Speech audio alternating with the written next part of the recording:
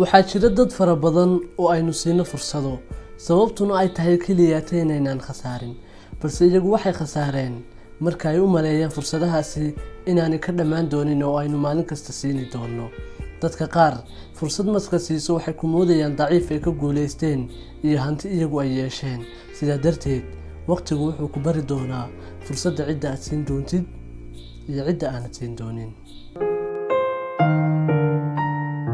jiirku ka waran haddii aad quraarad dhex geliso jiir